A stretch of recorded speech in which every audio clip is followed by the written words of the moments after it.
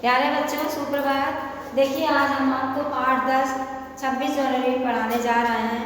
जैसा कि आपको मालूम है कि अपना देश 15 अगस्त 1947 को आज़ाद हुआ था और लेकिन पूर्ण रूप से आज़ाद इसलिए नहीं माना गया कि संविधान नहीं बना था और 26 जनवरी 1950 को संवैधानिक रूप से पूर्ण स्वतंत्र गणतंत्र घोषित हुआ और इसी दिन से हमारा देश पूर्ण रूप से आज़ाद माना गया।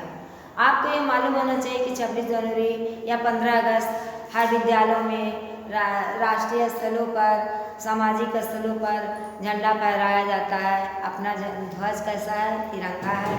तिरंगा झंडा फहराते हैं और जगह जगह पे सांस्कृतिक कार्यक्रम होते हैं। दिल्ली के लाल किले पे राष्ट्रपति ध्वज फहराते हैं। सेना की तीनों टुकड़ियाँ उनको सलामी देती है, जल थल और वायु। इतना आप लोग जान लीजिए। और अन्य विद्यालयों के बच्चे आते हैं और अपने अपने राज्यों का, अपने अपने विद्यालयों का प्रदर्शन करते हैं और राज्यों की प्रगति के विषय में, विकास के विषय में दिखाते हैं, प्रदर्शन करते हैं। अब आगे आप आ जाइए शब्दार्थ पर।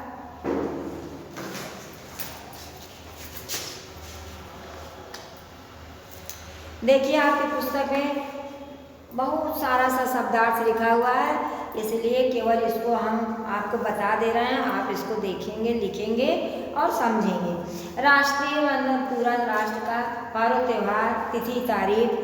राजपथ, इसमें लिखा है मार्ग का नाम। मार्ग का नाम तो सही है, पर राज का पथ, जिधर से राजमार्ग आता है, राजा का मार्ग आता है, उसी को राजपथ कहा गया।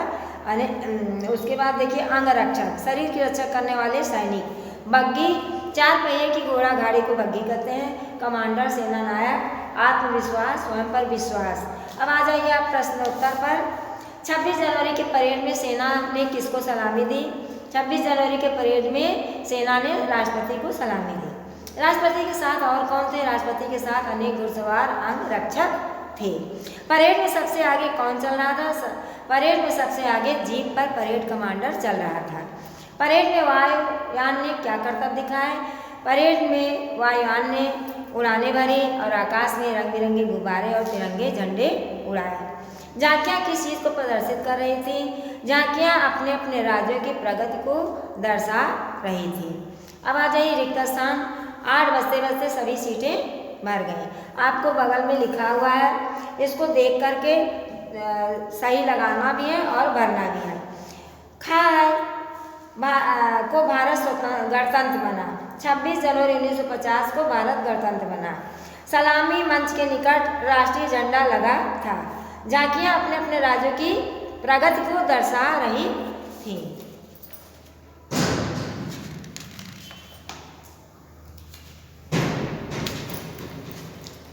अब आ जाइए भाषा की बात पर। क्रिया शब्दों को रेखांकित करना है। देखिए पहला है, हम प्रातः 7 बजे ही अपनी कुर्सियों पर बैठ गए। क्रिया माने करने का काम। क्या किया आपने? बैठने का काम किया, तो बैठ गए पर आपको अंडरलाइन लगाना है।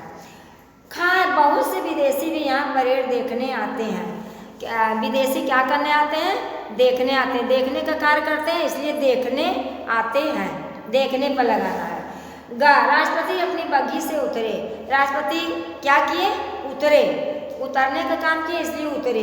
बच्चे तरह तरह से करतब दिखा रहे थे। बच्चे क्या कर रहे थे? कर्तव्य दिखा रहे थे, माने दिखाने का काम कर रहे थे, तो दिखा रहे थे। भारतीय वायुसेना के लड़ाकू विमानों ने उड़ानें भरी। वायुसेना के लड़ाकू विमानों ने क्या किया? उड़ानें भरी, उड़ानें भरने का काम किया। ये आपका भाषा अभ्यास कार्य हो गया। कुछ उच्चारण करने के लिए शब्द दिए, जैसे दस्ता, राजपथ, पर्व, सक्षम, ध्वज, राष्ट्रीय और स्वराज। उसके बाद पाठ्येतर गतिविधि में आपको हाथी का चित्र बना, बिंदु बिंदु बना हुआ है। इस बिंदु के सहारे आप हाथी का चित्र बनाएंगे और इसे बना करके रंगेंगे। पुस्तक में भी रंगिए और अपनी कॉपी में भी रंगिए। उसके बाद दिया हुआ है गणतंत्र दिवस का अर्थ व महत्व बच्चों को स्पष्ट समझाइए। गणतंत्र दिवस का महत्व आपको हमने बताया। कि 15 अगस्त स्वतंत्रता दिवस का अर्थ होता है कि स्वतंत्रता प्राप्त होना, आज़ादी मिलना। तो हमें आज़ादी मिल गई 15 अगस्त 1947 को, लेकिन अपना देश पूर्ण स्वतंत्र तब माना गया जबकि 26 जनवरी 1950 को हमारा संविधान तैयार हो गया और संविधान लागू हुआ। उस दिन से हम पूर्ण स्वतंत्र गणराज्य के स्वामी हुए और यही इसका मतलब होता है कि 26 जनवरी 1950 को हमारा देश गणतंत्र माने प्रजातंत्र का राज्य हो गया, हमारा राज्य हो गया। आज इतना ही, अब आगे का पाठ कल।